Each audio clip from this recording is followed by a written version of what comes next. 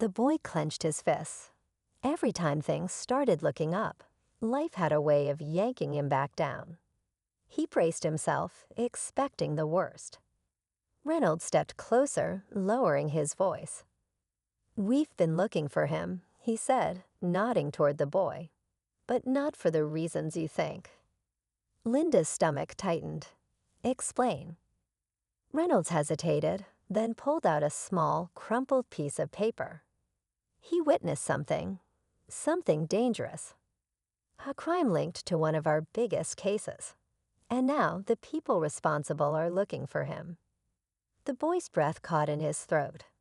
His mind raced back to that night, the shadowy figures, the hushed voices, the flash of something he shouldn't have seen. He had been running ever since. Linda squared her shoulders.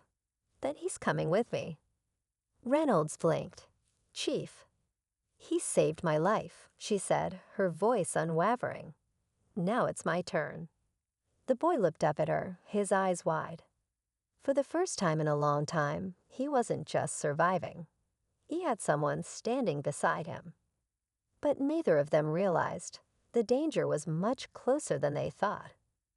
Linda placed a firm hand on the boy's shoulder, guiding him toward the door. The diner remained silent, the weight of everything that had just happened still sinking in. The boy wasn't sure where he was going, but for the first time in years, he wasn't alone. Outside, the cold air bit at his skin, but he barely noticed. "What happens now?" he asked, his voice small. Linda glanced down at him, then at Reynolds. "First, we get you somewhere safe. Then we figure out the rest." The boy exhaled, a quiet relief washing over him. He had spent so long running, hiding, expecting the worst. But now someone believed in him. Someone saw him. As they walked away, a shadow lingered in the distance, watching. The danger wasn't over yet. But for now, he had a real chance at something better.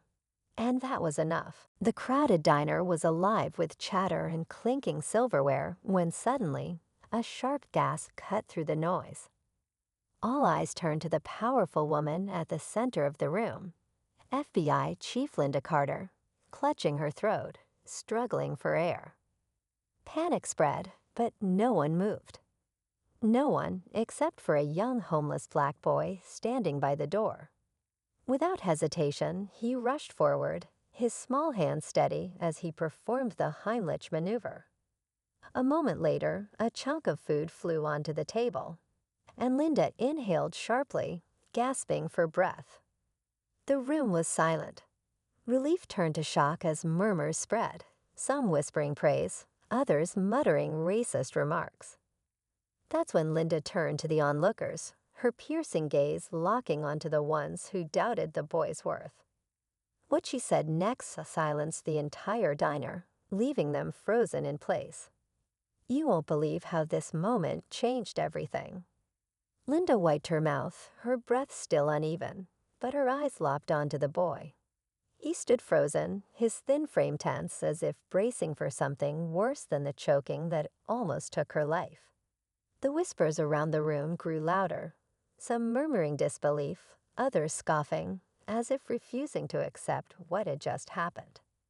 A man near the counter sneered. Didn't think someone like him could be useful. Another chuckled under his breath. Linda's jaw tightened. She turned, straightening her blazer, her voice cutting through the tension. Someone like him. Her words were slow, deliberate. You mean the boy who saved my life while the rest of you just watched. The boy flinched, his gaze dropping to the floor. He was used to being invisible, until now. But why was he here? And what had life thrown at him to bring him to this exact moment? The room was still, the weight of Linda's words pressing against the air. The boy shuffled his feet, uncomfortable with the attention. He wasn't looking for gratitude. He had just acted. It was instinct. But now, standing in front of this powerful woman, he felt smaller than ever. His stomach growled, a sharp reminder of why he had even stepped into the diner in the first place. Linda studied him carefully. His clothes were torn, his face smudged with dirt, and yet his eyes held something familiar: determination. She had seen that look before, in kids who had to grow up too fast, in people who had been underestimated their entire lives. The manager cleared his throat. "Ma'am, do you know this boy?" His tone was edged with something unspoken, something ugly. Linda glanced at the boy again. "Not yet," she said. "But I'm about to." The room bristled. No one expected that. The boy's breath hitched. He wasn't sure what Linda meant, but the way she said it sent a ripple through the room. People exchanged uneasy glances. Some scoffed under their breath, while others just stared. He had spent years being ignored, shoved aside, treated like nothing. And now, in a place where he wasn't even welcome, the most powerful person in the room was standing up for him. Linda pulled out her wallet and placed a bill on the counter. "Get him something to eat," she said, her voice steady. The manager hesitated, glancing around as if looking for someone to back him up. "He can't just." "He just did," Linda interrupted. "And unless you'd like me to ask why you had time to judge him, but not help me when I was choking, I'd suggest you move." The silence was deafening. The boy swallowed hard. He had no idea what was happening, but he knew one thing: everything was about to change. The manager's face tightened, but he grabbed a menu and slid it toward the boy. His hands trembled slightly as he reached for it, like he couldn't believe this was real. Food. A meal that didn't come from a trash can or someone's leftover plate. He mumbled a quiet thank you, but Linda wasn't done.